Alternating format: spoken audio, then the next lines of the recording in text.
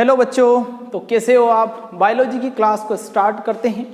और बायोलॉजी पढ़ने से पहले हम बायोलॉजी के कुछ बेसिक कॉन्सेप्ट को पढ़ेंगे और ये कॉन्सेप्ट आपको पता होना बहुत ही ज़रूरी है। अगर आप इन कॉन्सेप्ट को अच्छी तरीके से इसका बेसिक समझ लेते हैं तो आपके बायोलॉजी की बहुत सारी जो प्रॉब्लम है वो सोल्व हो जाएगी। इनको समझना इसलिए भी ज़रूरी है क्योंकि किसी भी विषय के बेसिक कॉन्सेप्ट ज़रूरी इसलिए होते हैं कि विषय किस प्रकार से बना हुआ है, आपको विषय क्यों पढ़ाया जा रहा है, विषय किसके बारे में है, विषय में कौन कौन से ऐसे टॉपिक है जिनकी ज़रूरत हमें ज़्यादा पढ़ने वाली है, और जो बेसिक कॉन्सेप्ट हमारे क्लियर होने ज़रूरी ही हैं। ऐसे हर सब्जेक्ट के होते हैं। मैंने आपको केमिस्ट्री में भी जब आपका फर्स्ट लेक्चर पढ़ाया था उसके पहले मैंने आपको बेसिक कॉन्सेप्ट उसका बताया था। तो हम बायोलॉजी में भी कुछ बेसिक कॉन्सेप्ट पढ़ेंगे। बायोलॉजी में इंपॉर्टेंट टर्म्स क्या होते हैं, इंपॉर्टेंट फैक्टर्स क्या होते हैं, कौन से टॉपिक है जो हमें अच्छी तरीके से क्लियर हो जाना चाहिए, साइटोलॉजी क्या होती है, बायोलॉजी शब्द का मतलब क्या होता है, ऐसे बहुत सारे टॉपिक पर हम आज आपसे चर्चा करने के लिए आए। तो स्टार्ट करते हैं बच्चों इस फर्स्ट लेक्चर में, है ना। आप हेडिंग डाल लीजिए और इसके नोट्स थोड़े बना लीजिए, और ये नोट्स आपके बहुत ज़्यादा काम देंगे, है ना। जब हम कुछ बायोलॉजी के अदर टॉपिक हम पढ़ेंगे, चाहे 11th की हैं और 12th, और ये जो लेसन है, ये जो लेक्चर है, ये 11th के लिए भी इम्पोर्टेंट है और 12th वालों के लिए भी इम्पोर्टेंट, दोनों बच्चों के लिए, दोनों क्लास के बच्चों के लिए ये इम्पोर्टेंट लेक्चर है। तो स्टार्ट करते हैं। तो हम स्टार्टिंग ही करते हैं बायोलॉजी वर्ड से, कि बायोलॉजी जो वर्ड है इसका मतलब क्या है, कहाँ से लिया गया है ना, कहाँ से लिया गया। तो बायोलॉजी जो वर्ड है वो दो शब्दों से मिलकर बना हुआ, एक तो है बायो प्लस में एक है लॉजी। बायो का मतलब होता है लिविंग, है ना। इसका हिंदी में मतलब होता है जीवित प्राणी या जीवित जीव, ठीक है। और लोगस का शब्द का मतलब होता है, लॉजी का लोगस शब्द से लिया गया। लोगस का मतलब होता है अध्ययन करना। तो बायोलॉजी शब्द का मतलब क्या हुआ, जीवित जीव का अध्ययन करना। मतलब विज्ञान की एक ऐसी ब्रांच है, विज्ञान की एक ऐसी शाखा है जीव विज्ञान, जिसमें केवल जीवित जो जीव हैं, प्रकृति पे दो प्रकार की चीज़ें हैं, एक तो वो हैं जो जीवित हैं और एक है वो निर्जीव हैं। तो निर्जीव के अध्ययन के लिए अलग अलग शाखाएं हैं, लेकिन जीवित जितने भी जीव हैं, चाहे पेड़ पौधे हो, जंतु हो, मनुष्य हो, गाय बकरी भैंस सुअर जो भी हैं, सभी जीवित प्राणियों के लिए, जीवित जीव के लिए विज्ञान ने एक अलग से ब्रांच बनाई है ना। उस ब्रांच का नाम ही जीव विज्ञान है। अब जीवित कौन कौन सी चीजें हैं, दो चीजें जीवित हैं। एक तो हमारे पौधे, है ना, पेड़ पौधे वनस्पति, और दूसरी हैं हमारे जंतु। जंतु में सभी जंतु, चाहे वो छोटा सा मच्छर हो या बड़ा सा हाथी हो, और पौधों में चाहे छोटा सा पौधा हो या बड़ा सा पेड़ हो, वो सभी इसमें आ जाते हैं। तो पौधे प्लस जंतु दोनों को मिलाकर हम क्या बोलते हैं, जीव। अब याद रखना, कभी भी जीव बोला जाए तो जीव का मतलब होता है पौधे प्लस जंतु, ठीक है। पौधों और जंतुओं को फिर जीव विज्ञान को दो हिस्सों में बांट दिया, जीव विज्ञान को दो हिस्सों में बांट दिया पढ़ने के हिसाब से। एक को बोला गया वनस्पति शास्त्र,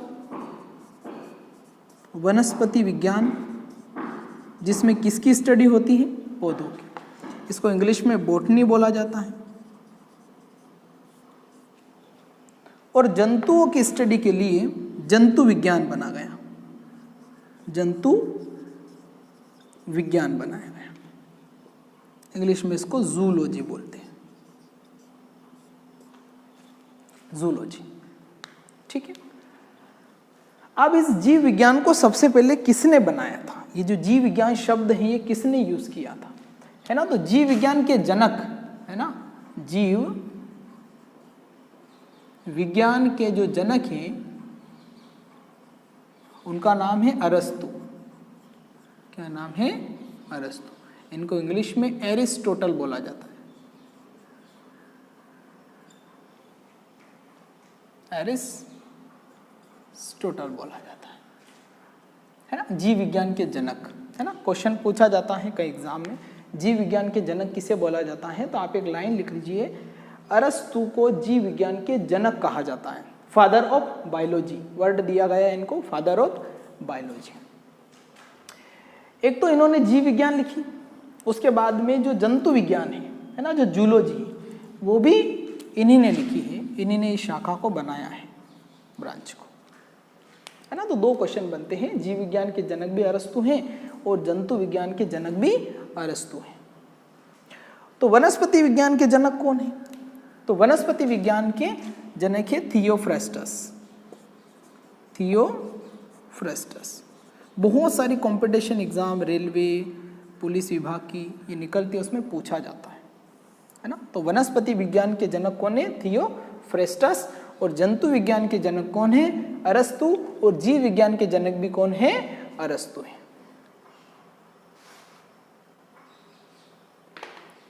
चलिए अब हम पढ़ते हैं, देखिए इस प्रकृति पे बहुत सारे जीव हैं, बहुत सारे पौधे भी हैं, बहुत सारे जंतु भी हैं। अब उनके अध्ययन कैसे करें, उनको स्टडी कैसे करें, तो स्टडी करने के लिए हमने जीवों को बांटना शुरू कर दिया।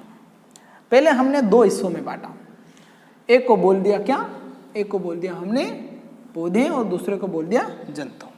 लेकिन कुछ जीव ऐसे भी हैं जो ना तो पौधों की तरह होते हैं ना जंतु की तरह होते हैं, कुछ में जंतु के गुण भी नहीं है, कुछ में पौधों के गुण भी नहीं है। तो कई बार इनका क्लासिफिकेशन हुआ, वर्गीकरण हुआ, 3 जगत प्रणाली आई, उसके बाद 4 जगत प्रणाली आई, और फाइनल क्या हुआ, 5 जगत प्रणाली आई। तो 5 जगत प्रणाली में जीवों को, इस धरती पे जितने भी जीव हैं, इस प्रकृति पर जितने भी जीव हैं, उनको 5 जगत में बांटा गया है ना। 5 जगत, 5 जगत प्रणाली बोला जाता है इसको, 5 जगत प्रणाली, है ना। 5 किंगडम बोला जाता है जगत को, किंगडम सिस्टम।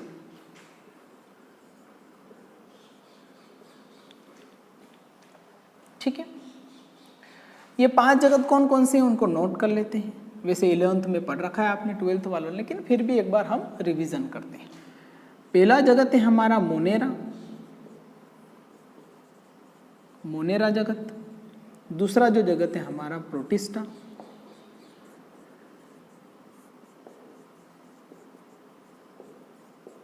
तीसरा जो जगत है हमारा कवक, फंगी। चौथा जगत है हमारा प्लांटी,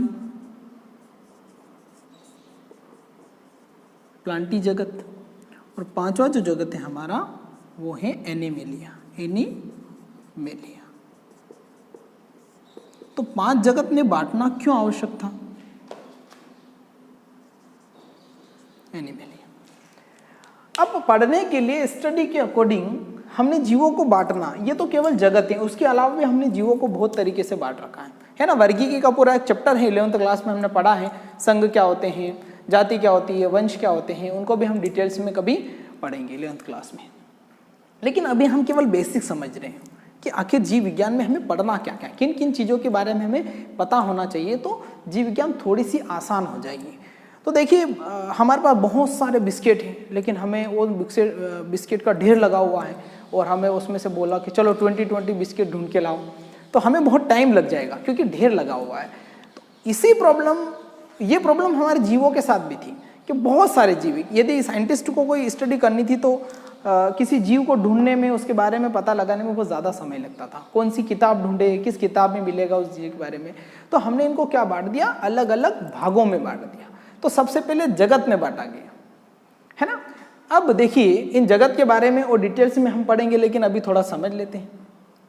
मोनेरा और प्रोटिस्टा जो जगत है ना, इसमें एक कोशिकीय जीव आते हैं। इनका पहला लक्षण यह है कि एक कोशिकीय जीव, यूनिसेल्युलर ऑर्गेनिज्म, कोशिकीय जीव आते हैं, है ना। और ये जो तीनों जगत हैं इनमें बहुकोशिकीय जीव आते हैं, मल्टी सेल्युलर ऑर्गन।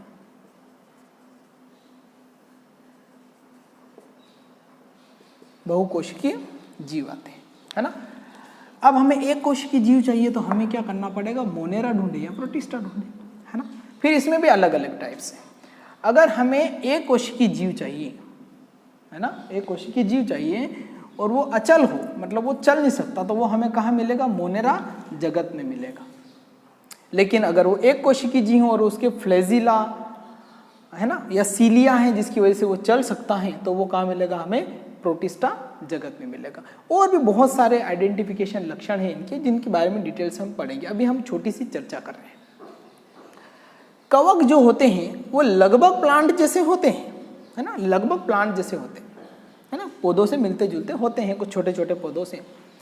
लेकिन इनमें ये खासियत होती है, है ना, इनका एक लक्षण होता है कि इसमें हरित लवक नहीं पाया जाता है, मतलब ये हरे नहीं होते हैं, है ना। हरे नहीं होते हैं तो ये प्रकाश संश्लेषण नहीं कर सकते, फोटोसिंथेसिस नहीं कर सकते। फोटोसिंथेसिस नहीं कर सकते तो ये क्या होते हैं, परजीवी होते हैं। ये अपना भोजन क्या होते हैं, दूसरों से प्राप्त करते हैं, है ना।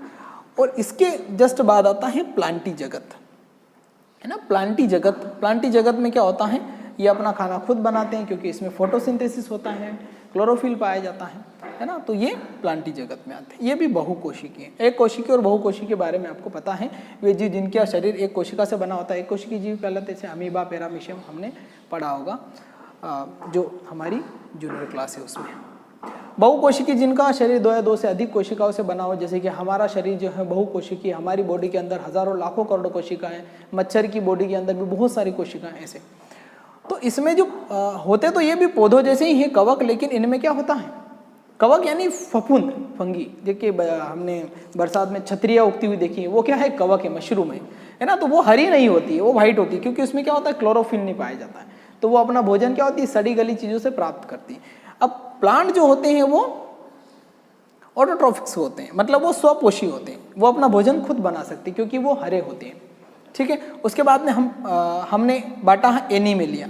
अब पौधों और इन सबको छोड़कर एक बड़ा सा संघ है जिसको एनिमेलिया बोला जाता है। एनिमेलिया मतलब जितने भी एनिमल्स हैं, उसमें हम भी आते हैं, है ना। आप बोलोगे सर हम एनिमल्स बोल रहे हैं, लेकिन ये मैं नहीं बोल रहा हूँ, ये विज्ञान बोल रहा है ना, हम भी इसी में आते हैं। साइंस के नज़र में हम भी एक जानवर है ना, हम इस ग्रुप में आते हैं। तो एनिमेलिया जगत है। अब इन जगत को हम क्या करते हैं, पढ़ने के हिसाब से। अब जैसे कि यहाँ पर बात करें, यहाँ पर प्लांटी जगत की बात करें, है ना, हम यहाँ से स्टार्ट करते हैं। प्लांटी जगत में कुछ पौधे ऐसे हैं जिनके बीज बनते हैं, किनके बीज नहीं बनते, किनकी औषधियाँ बनाई जाती, किनकी सब्जियाँ खाई जाती, किनके फल लिए जाते हैं, किनसे औषधियाँ प्राप्त की जाती। तो अलग अलग पौधे जो होते हैं, है ना, जिनके कांटों लगते हैं, किसी के कांटे नहीं लगते हैं, किसी के बहुत सारे फूल लगते हैं, ऐसे बहुत सारे टाइप्स हैं। तो इनको ब्रायोफाइटा, टेरिडोफाइटा, है ना, ट्रिकिडोफाइटा, इनमें बांटा गया है। ये हम जब क्लासिफिकेशन पढ़ेंगे तब हमें पता चलेगा। तो इनके भी बहुत सारी ब्रांचें हैं, वापिस इनको यदि डिटेल्स में पढ़ते हैं। उसी प्रकार से एनिमेलिया जो जगत है उसमें भी देखिए, जगत जो जंतु है ना, जंतु जगत। अब जंतु जगत में बहुत सारे अलग अलग प्रकार के जीव, है ना। किसी के पैर नहीं है, कोई 2 पैर से चलता है, कोई 4 पैर से चलता है, किसी के बहुत सारे पैर हैं, है ना। कोई जहर वाले जीव है, बिना जहर वाले जीव है ना। कोई जैसे गाय हैं, दूध देती हैं, कुछ जीव दूध नहीं देते हैं, कुछ अंडे देते हैं, कुछ बच्चे देते हैं, कुछ पानी में रहते हैं, कुछ हवा में उड़ते हैं, अलग अलग प्रकार के जीव हैं। तो इन जगत के बाद में जीवों को संघ में बांटा जाता है। तो एनिमेलिया जगत को कितने 11 संघ में बांटा गया है। समुद्र में रहने वाले जीव अलग हैं, पानी झीलों में रहने वाले जीव अलग हैं। इस प्रकार से क्या 11 संघ में बांटा गया है। तो इनकी भी डिटेल्स हम पढ़ेंगे, ठीक है। तो ये पहला हमारा कॉन्सेप्ट है कि जीवों को स्टडी करने के लिए भाई 5 जगत में बांटा गया। तो वहाँ पर कई बार हम जब पढ़ेंगे तो उसमें आएगा, या बुक्स में आप पढ़ोगे कि ये जो जीव है ये मोनेरा जगत में आता है। तो हमें पता होना चाहिए कि हाँ भाई मोनेरा जगत था और उसमें जीवों को बांटा गया है। ये जीव है प्लांटी जगत में आते हैं, या ऐसे लक्षण एनिमेलिया जगत में पाए जाते हैं। तो कैसे लक्षण, जो भी लक्षण है वो किस में पाए जाते हैं, एनिमेलिया जगत में, मतलब सभी जंतुओं में पाए जाते हैं, है ना। ये फिर इस प्रकार का लक्षण मोनेरा जगत के जंतु शो करते हैं। तो हमें पता होना चाहिए कि मोनेरा जगत यानी एक कोशिकीय जीव की बात हो रही है ना। तो ये हमारा दूसरा टॉपिक था। अब हम तीसरे टॉपिक की बात करते हैं कि इन जीवों का शरीर चलता कैसे, है ना। ऐसा क्या मिलता है इनको जिनकी वजह से ये जिनका जीवों का शरीर चलता है ना, ये जीवित हैं, ठीक है। तो आगे बढ़ते हैं। दूसरा जो हमारा टॉपिक है वो है बायोमोलिक्यूल्स। बायोमोलिक्यूल्स, बायोमोलिक्यूल्स, है ना, जैव अणु। इन सभी के बारे में आपने पढ़ रखा है ना। लेकिन इनसे इनका शरीर चलता है। जैव अणु में कौन कौन चीज आती है? आपका आता है कार्बोहाइड्रेट, है ना, कार्बोहाइड्रेट आता है। दूसरा आपका प्रोटीन आता है ना। तीसरा विटामिन आता है, मिनरल्स आते हैं, खनिज लवण, फैट आता है, वसा आती है, एंजाइम आते हैं, हार्मोन्स आते हैं, हार्मोन्स आते हैं। ठीक है, तो ये क्या हैं? हमारे जीव अणु हैं। ये जितने भी जीव हैं, है ना, उन सबके शरीर में इनका होना बहुत जरूरी है। यही वो अणु हैं, जैव अणु, इसलिए नाम दिया गया है जैव अणु, मतलब जीवों में पाए जाने वाले अणु। इनकी वजह से, इनके पचने से, इनके खाने से, इनसे ऊर्जा प्राप्त की जाती है, इनसे बीमारियों से लड़ा जाता है। तो ये सभी वो अणु हैं जिनसे जीवों का शरीर चलता है। इसके बारे में भी डिटेल्स में चैप्टर बता रखे हैं, 11th क्लास में भी है सिलेबस में, और 12th क्लास में भी केमिस्ट्री में एक पूरा इसका चैप्टर है। और 11th क्लास में सबके बारे में, कार्बोहाइड्रेट कितने प्रकार के होते हैं, कार्बोहाइड्रेट क्या कार्य करते हैं, मोनोसेकेराइड क्या होते हैं, डाइसेकेराइड क्या होते हैं, प्रोटीन, ग्लोबुलर प्रोटीन क्या होते हैं, कॉन्जुगेटिव प्रोटीन क्या होते हैं, सिंपल प्रोटीन क्या होते हैं, विटामिन के बारे में आपने सुना होगा, vitamin A, B, C, D के बारे में, इनके कमी से क्या बीमारियां होती हैं, है ना, ज़्यादा हो जाए तो क्या, मिनरल्स की कमी से आयरन की कमी हो रही है, आयरन की कमी से खून की कमी हो जाती है। तो ऐसे बहुत सारे इनके जो यूजेज हैं, है ना, वो बॉडी में होते हैं।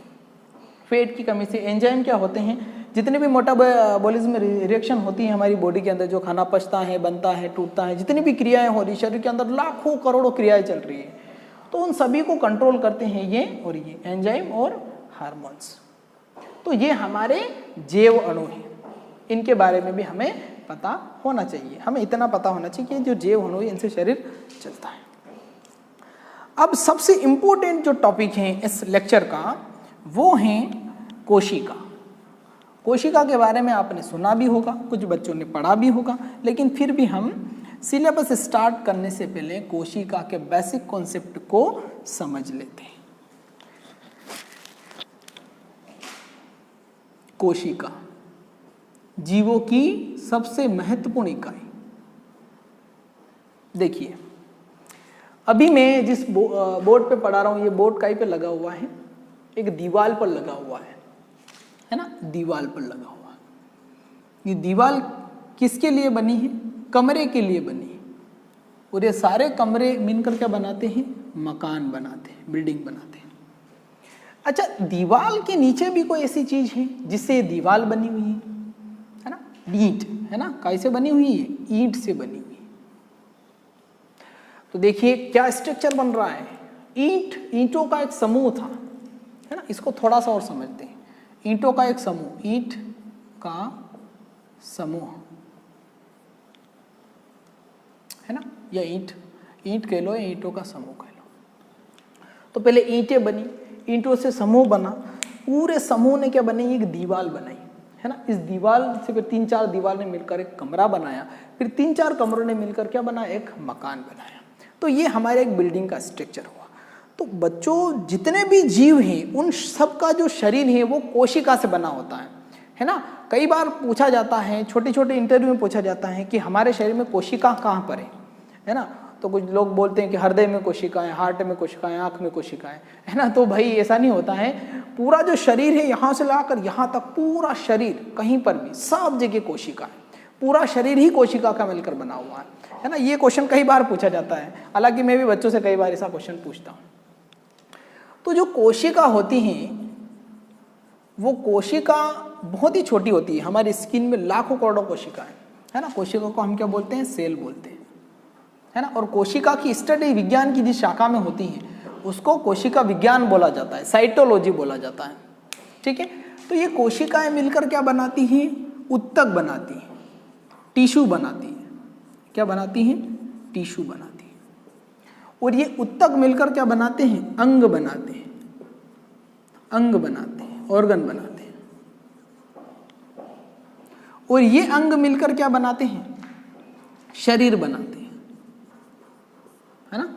समझे आप? देखिए हमारा जो शरीर है वो सब अंग से मिला। अब अंग कौन से, हाथ है, पैर है, सब है, तो ये सब अंग काहे से बने हुए, उत्तक से मिले हुए। अंग में जैसे ब्लड है तो ब्लड भी एक उत्तक है ना, नर्वस सिस्टम है तो इसका भी अलग उत्तक है, स्किन है उसका भी अलग उत्तक है, हड्डियां हैं उसके भी अलग, तो ये सब अंग है।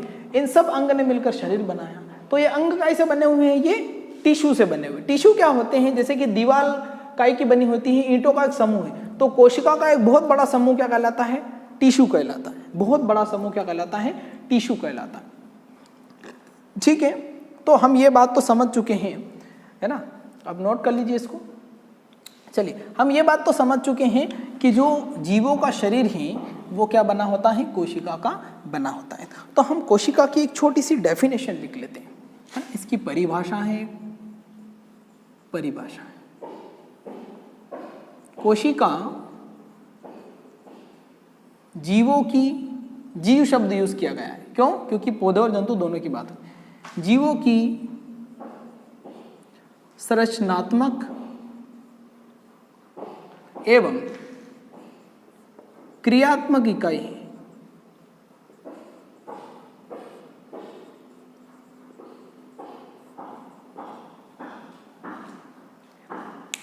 कोशिका जीवों की संरचनात्मक एवं क्रियात्मक इकाई। देखिए दो शब्द आए हैं यहाँ पर, एक तो संरचनात्मक और एक क्रियात्मक। संरचनात्मक का मतलब ये होता है कि ये शरीर बनाती है, स्ट्रक्चर बनाती है ना, संरचना बनाती है, उसका कुछ भी स्ट्रक्चर, जैसे कि हमारी बॉडी का एक स्ट्रक्चर है, हम ऐसे दिखते हैं, घोड़ा ऐसे दिखता है, बंदर ऐसे दिखता है, तो वो उनका एक स्ट्रक्चर बनाते हैं। पौधा ऐसे दिखता है, पत्ता ऐसे दिखता है ना, इस प्रकार से, तो स्ट्रक्चर बनाती है। पहला कॉन्सेप्ट क्लियर, स्ट्रक्चर। दूसरा कॉन्सेप्ट समझिए, एवं क्रियात्मक है। अब शरीर तो बन गया, अब शरीर तो इस बोतल का भी है ना, लेकिन इसका भी शरीर है, इसके भी छोटे छोटे मॉलिक्यूल से शरीर बना, लेकिन ये क्रिया नहीं कर रही है, ये इसको यहाँ पे रख दो तो ये पड़ी रहती है ना। इस मार्कर की भी एक बॉडी है अपनी, इसका भी एक संरचनात्मक। तो कोशिका संरचना तो बनाती है, साथ में उस जीव के अंदर क्रिया भी करती है। जैसे कि मैं अभी बोल रहा हूं, आप सुन रहे हो, तो आपकी बॉडी के अंदर क्रियाएं हो रही है जिसकी वजह से आप सुन रहे हो, और ये सभी क्रियाएं कौन करता है, कोशिका करती है। अभी मैं बोल रहा हूं तो आवाज निकालने के लिए कितनी कोशिकाएं लगी हुई है ना, आपके दिमाग उसको सुन रहा है, समझ रहा था, आपके दिमाग की बहुत सारी कोशिकाएं उस पर लगी हुई है सुनने के, समझने के लिए। तो ये क्रियात्मक है ना, ये क्रिया भी कर रही है, एक तो संरचना बना रही है और क्रिया भी। तो बहुत ही छोटी सी लेकिन छोटी बात है ना, कि कोशिका जीवों की संरचनात्मक एवं क्रियात्मक इकाई है ना। A cell of the unit of function and structure, है ना, स्ट्रक्चर भी बनाती है और फंक्शन भी प्ले करती है। ठीक है, अब कोशिका कितने प्रकार की होती है ना, टाइप्स ऑफ सेल पढ़ेंगे हम। कोशिका का प्रकार, कोशिका का प्रकार, है ना, टाइप्स ऑफ सेल। तो कोशिका दो प्रकार की होती है, एक होती है पादप कोशिका और जंतु कोशिका। नहीं, पादप कोशिका जंतु कोशिका इसके बाद आई है ना, पहले इसको समझो। एक होती है प्रोकैरियोटिक कोशिका, प्रोकैरियोटिक कोशिका, है ना, प्रोकैरियोटिक कोशिका। और एक होती है यूकैरियोटिक कोशिका, कैरियोटिक कोशिका। एक हो गई आपकी प्रोकैरियोटिक कोशिका और एक हो गई यूकैरियोटिक कोशिका, है ना। इंग्लिश में लिखना चाहो तो लिख सकते हैं, प्रोकैरियोटिक सेल और यूकैरियोटिक सेल।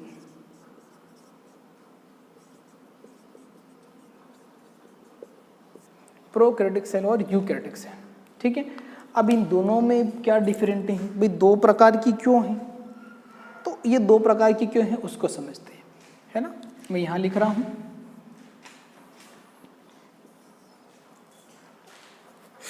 चलिए पहले पढ़ते हैं प्रो की बात करते हैं। प्रो कोशिका के अंदर जो कोशिका होती है, एक स्ट्रक्चर बना रहा हूं मैं, है ना। वैसे कोशिका का कोई स्ट्रक्चर फिक्स नहीं है, एक कोशिका का ऐसा नहीं गोल की गोल कोशिका है, सब में गोल है, लंबी है, चौड़ी है, आड़ी है, अंडाकार है, ठीक है। तो कोशिका का कोई स्ट्रक्चर नहीं है, लेकिन हम समझने के लिए बनाते हैं ऐसा स्ट्रक्चर। तो ये जो कोशिका है उसके अंदर कोशिका के अंग है ना, कोशिका के अंग पढ़े होंगे आपने 7th 8th में। माइटोकॉन्ड्रिया होता है, राइबोसोम होता है, केंद्रक होता है, गुणसूत्र होते हैं, डीएनए होता है है ना। तो जितने भी अंग हैं वो इसमें खुले पाए जाते हैं, है ना। और इसमें जो गुणसूत्र होते हैं, हर कोशिका के अंदर क्या होता है, गुणसूत्र होता है, गुणसूत्र होता है। तो वो गुणसूत्र क्या होता है, इसके अंदर बिखरा हुआ रहता है ना। और इस कोशिका में क्या होता है, राइबोसोम पाया जाता है ना। इस प्रकार के छोटे छोटे कण होते हैं मोती जैसे, राइबोसोम, है ना। राइबोसोम क्या करते हैं, प्रोटीन का फॉर्मेशन करते हैं, प्रोटीन का निर्माण करते हैं, है ना। कंपटीशन एग्जाम में कई बार पूछा जाता है कि राइबोसोम, है ना, इसका एक नाम है, प्रोटीन की फैक्ट्री बोला जाता है। तो कोशिका के किस अंग को प्रोटीन की फैक्ट्री बोला जाता है, तो राइबोसोम को प्रोटीन की फैक्ट्री बोला जाता है, ठीक है। क्योंकि ये प्रोटीन, जितनी भी कोशिका में प्रोटीन का निर्माण होता है वो कौन करता है, राइबोसोम करता है। तो ये जो कोशिका है ये वो बहुत कम जीवों में पाई जाती है ना। किन किन जीवों में पाई जाती है ये लिखते हैं, है ना। ये प्रोकैरियोटिक कोशिका, प्रोकैरियोटिक कोशिका में केंद्रक नहीं पाया जाता है। देखिए इसमें केंद्रक नहीं है। केंद्रक क्या होता है, देखिए समझिए, एक और टाइप की कोशिका पढ़ेंगे हम, ये इसमें एक प्रकार का केंद्रक होगा, है ना। और यहाँ पर क्या होगा, डीएनए होगा। तो इसमें ऐसा कुछ भी नहीं दिख रहा है। इसमें जो डीएनए है वो पूरा बिखरा हुआ है, बीच में है ना सब, ठीक है। तो ये जो कोशिका है प्रोकैरियोटिक कोशिका है, किन किन जीवों में पाई जाती है, एग्जाम्पल के तौर पे समझते हैं। एक तो जीवाणु में पाई जाती है, जीवाणु मतलब बैक्टीरिया, है ना, बैक्टीरिया में पाई जाती है, ठीक है। और दूसरा होते हैं ब्लू ग्रीन एल्गी, है ना, नीले हरे शैवाल। आप लिख लीजिए, नीले हरे शैवाल, ब्लू ग्रीन एल्गी, है ना, उसमें पाया जाता है। और एक माइकोप्लाज्मा करके एक जीव होता है, माइकोप्लाज्मा, उसमें पाया जाता है ना। यहां से 2 क्वेश्चन बन रहे हैं माइकोप्लाज्मा से, है ना। तो ये याद रहे कि जो प्रोकैरियोटिक कोशिका बहुत कम जीवों में पाई जाती हैं, और वो जीव भी कौन कौन से हैं, एक तो जीवाणु में, और एक ब्लू ग्रीन एल्गी में, नीले हरे शैवाल में, और एक माइकोप्लाज्मा में पाई जाती है ना। यहां से 2 क्वेश्चन बनते। एक, माइकोप्लाज्मा सबसे छोटी कोशिका है, सबसे छोटी जीवित कोशिका, सबसे छोटी जीवित कोशिका कौन सी है, माइकोप्लाज्मा। नोट कर लीजिए इस लाइन को, सबसे छोटी जीवित कोशिका किसकी होती है, माइकोप्लाज्मा की होती है,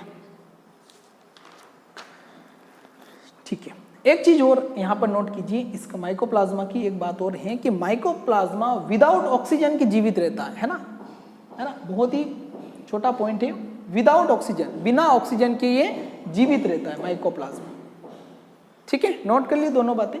तो ये जो प्रोकैरियोटिक कोशिका है किस किस में पाई जाती है, जीवाणु में, ब्लू ग्रीन एल्गी में और माइकोप्लाज्मा में। और प्रोकैरियोटिक कोशिका की लक्षण क्या है कि इसमें क्या होता है, केंद्रक नहीं होता है, और जो राइबोसोम होता है ना। कोशिका के बहुत सारे अंग होते हैं लेकिन वो कोई से भी अंग इसमें नहीं पाए जाते हैं, केवल राइबोसोम ही पाया जाता है, ठीक है। और इसमें जो गुणसूत्र होता है ना, वो क्या होता है, बिखरा हुआ रहता है कोशिका द्रव में। ये क्या है, हमारा कोशिका द्रव है, ये कोशिका द्रव है ना, कोशिका द्रव, या इसको जीव द्रव भी बोल सकते हैं, कोशिका द्रव या जीव द्रव। तो कोशिका द्रव यानी कि जीव द्रव में ये बिखरा हुआ रहता है, ठीक है। तो ये पहला लक्षण है हमारी प्रोकैरियोटिक कोशिका में, जो बहुत कम जीव में पाया जाता है, ठीक है। अब हम बात करते हैं दूसरे टाइप्स की, है ना। इसको क्लीन कर दें, चलिए। दूसरा जो टाइप है हमारा यूकैरियोटिक कोशिका, यूकैरियोटिक कोशिका, यूकैरियोटिक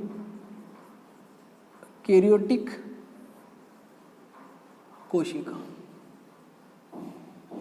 यूकैरियोटिक कोशिका में क्या होता है, ये जो कोशिका इसका स्ट्रक्चर बनाते हैं, इस कोशिका के मध्य में या साइड में कहीं पर भी एक केंद्रक होता है। क्या होता है, एक केंद्रक होता है, ठीक है। इस केंद्रक के अंदर गुणसूत्र पाए जाते हैं। और वहां क्या हो रहा था, गुणसूत्र पूरी कोशिका में थे, गुणसूत्र इसके अंदर पाए जाते हैं, ठीक है। और बाकी कुछ अंग होते हैं कोशिका में, जैसे कि माइटोकॉन्ड्रिया का नाम सुना होगा आपने, राइबोसोम का नाम सुना है ना, गोल्जी बॉडी का नाम सुना है ना, माइटोकॉन्ड्रिया,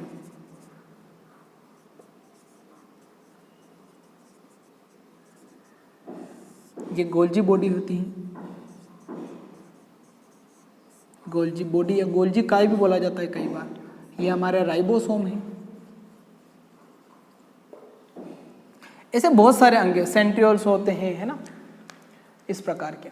क्लोरोफिल भी होता है, बहुत सारे अंग हैं, कोशिका के अंग है ना, इनके बारे में डिटेल्स में पढ़ेंगे। पहले हम एक मेन बेसिक कॉन्सेप्ट बना ले कि भाई प्रोकैरियोटिक और यूकैरियोटिक में मेन अंतर क्या होता है। तो मेन अंतर ये होता है, मेन पॉइंट ये है कि इसमें केंद्रक है और इसमें केंद्रक नहीं है।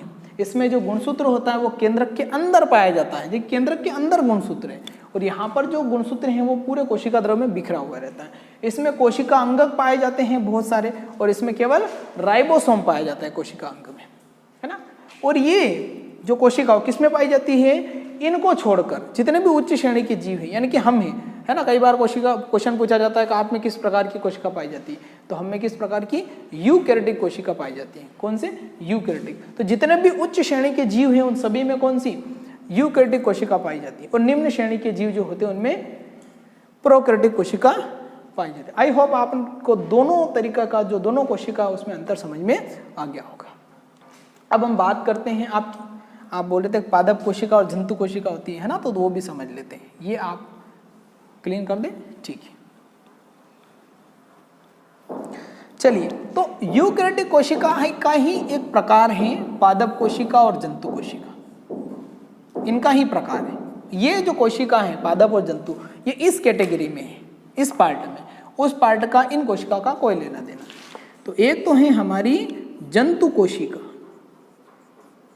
और दूसरी है हमारी पादप कोशिका। पादप कोशिका, इसको एनिमल सेल बोला जाता है, और ये है हमारी प्लांट सेल।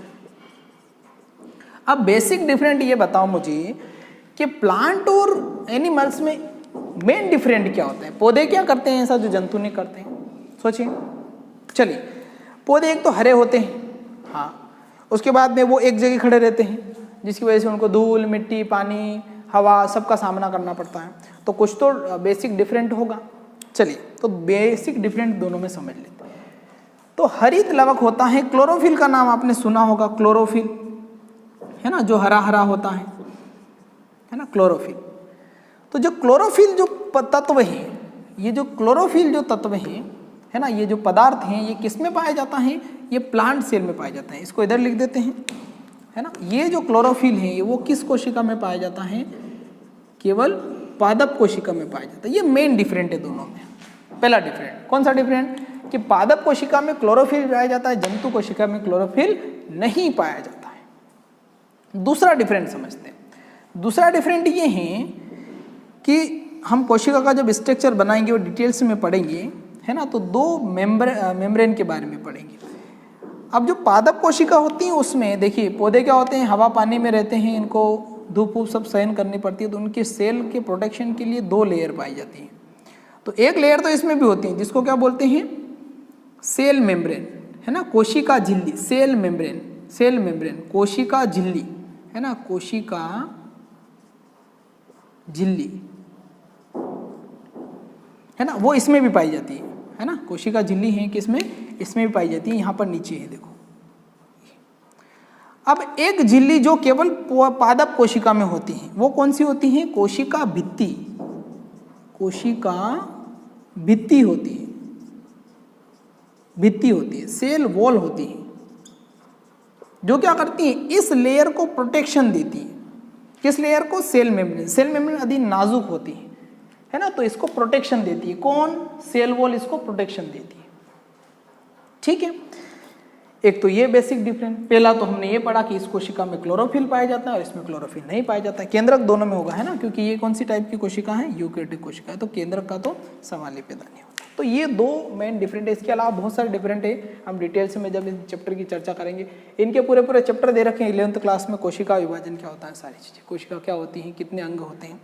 अब इसमें हम एक छोटा सा टॉपिक और पढ़ लेते हैं जो बहुत ही इंपॉर्टेंट है 12th क्लास के लिए भी, है ना।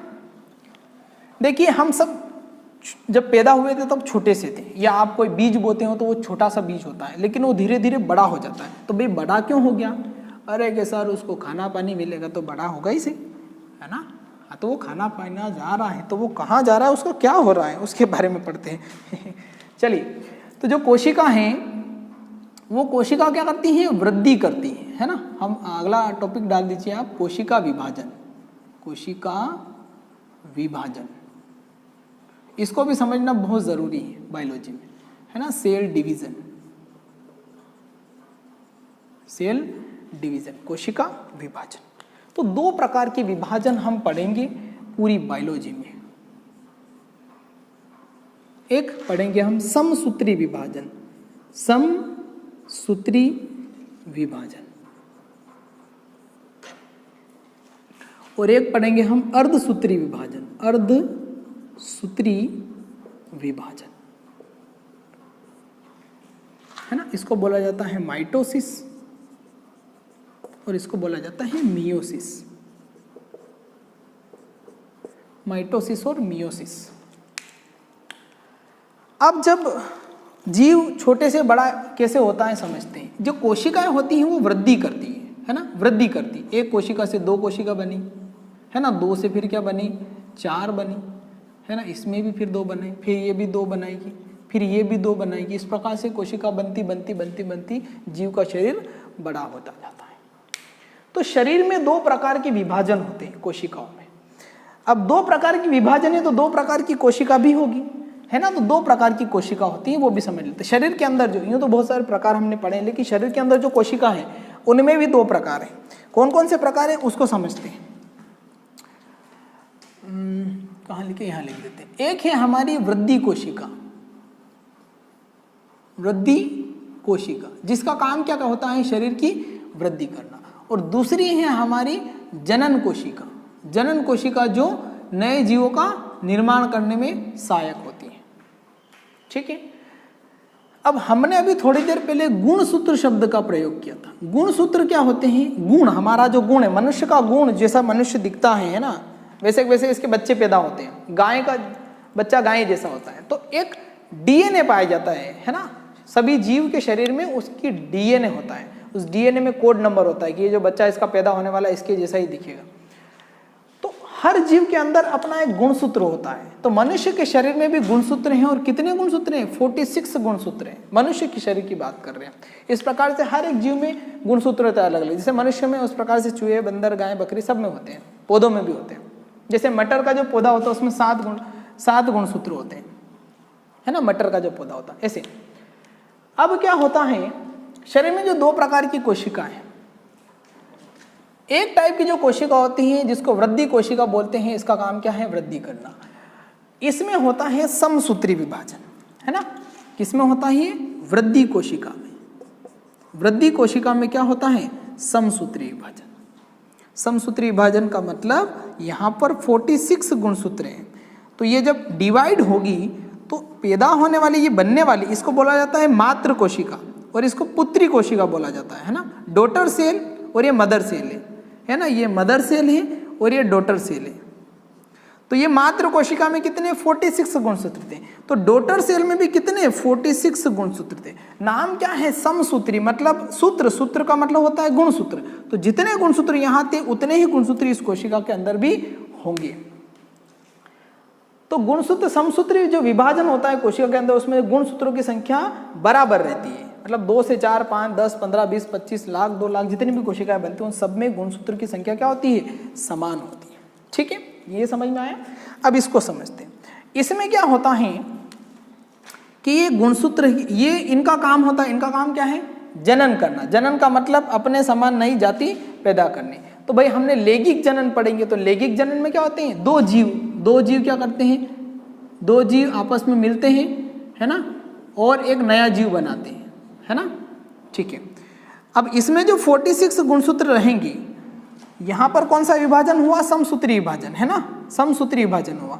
और यहाँ पर क्या होगा, अर्धसूत्री विभाजन होगा। तो अर्धसूत्री विभाजन में क्या होता है, गुणसूत्रों की संख्या आधी रह जाती है, मतलब कितनी रह जाएगी, 23। और ये जो कोशिका बनती है इसको बोला जाता है युग्मक, युग्मक बोला जाता है।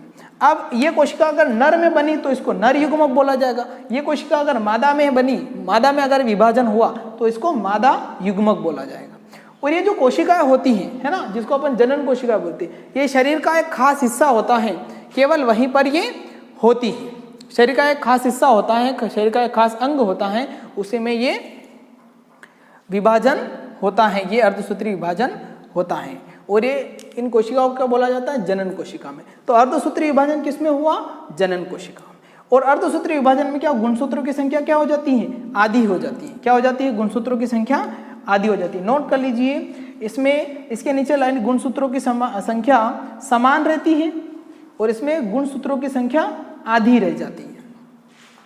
अब जब बुक में पढ़ेंगे तो इसको जो पूरे गुणसूत्र है उसको हम हमेशा 2n से रिप्रेजेंट करेंगे। जब भी आपको 2n दिखता है मतलब गुणसूत्रों की संख्या उस जीव में पूरी है, और यदि केवल सिंगल n दिखता है तो इसका मतलब गुणसूत्रों की संख्या क्या हो गई, आधी हो गई। अब ऐसा क्यों, अर्धसूत्रीय विभाजन जरूरी क्यों है, तो उसको समझते हैं। देखिए, दो जीव हैं, एक नर है और एक मादा है। एक नर है और दूसरा क्या है, मादा है। इसमें भी 46 गुणसूत्र, इसमें भी 46 गुणसूत्र, है ना। चलो समझ लेते हैं, इसमें भी 2 गुणसूत्र, इसमें भी 2 गुणसूत्र, है ना। तो ये एक दूसरे के समान दिख रहे हैं। अब दोनों ने अपने गुणसूत्र बराबर किए। गुणसूत्र कितने हो गए, पैदा होने वाला जो जीव है उसके गुणसूत्र की संख्या कितनी हो गई, 4 हो गई। तो भाई मनुष्य का बच्चा मनुष्य के जैसा नहीं दिखेगा, उसके 4 हाथ हो जाएंगे, है ना, 4 आंखें हो जाएगी, है ना, इस प्रकार से। तो अंगों की संख्या बढ़ जाएगी। तो प्रकृति ने ऐसा नियम बना रखा है शरीर में कि जो जीव पैदा होने वाला, घोड़े का बच्चा घोड़े जैसा ही हो, सोयाबीन बोएंगे तो सोयाबीन उगेगी, गेहूं बोएंगे तो गेहूं उगेगा, मनुष्य का बच्चा मनुष्य जैसा होगा। तो दो मनुष्य भले वो दो आपस में निषेचन करके एक नया जीव बनाते हैं। तो जब ये निषेचन के पहले, है ना, जब ये युग्मक आपस में मिलते हैं तभी इनकी गुणसूत्रों की संख्या क्या हो जाती है, आधी हो जाती है। अब देखिए वापिस, ये नर है, इसमें गुणसूत्र की संख्या कितनी है, 2 है। ये मादा है, ये गुणसूत्र की संख्या 2 है। जब इनमें ये अर्धसूत्रीय विभाजन होगा इनके शरीर में, और ये कोशिका बनाएंगे जिसको जनन कोशिका बोलते हैं, और ये युग्मक बनाएंगे, तो इस युग्मक में क्या हो जाएगा, गुणसूत्र कितना हो जाएगा, 1-1 हो जाएगा। और 1 और 1 दोनों मिलेंगे तो वापिस 2 हो जाएंगे। तो ये मनुष्य जैसा ही दिखेगा बच्चा, है ना।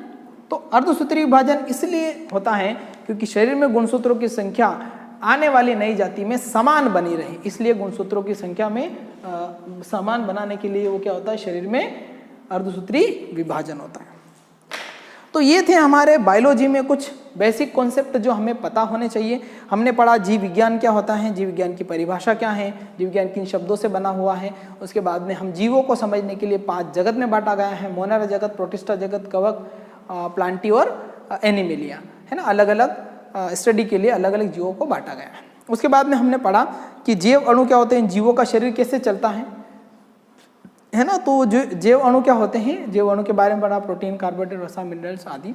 उसके बाद में हमने कोशिका जो मेन इंपॉर्टेंट पार्ट है वो बिल्कुल मिस नहीं करना है, इसकी पूरी स्टडी करनी है।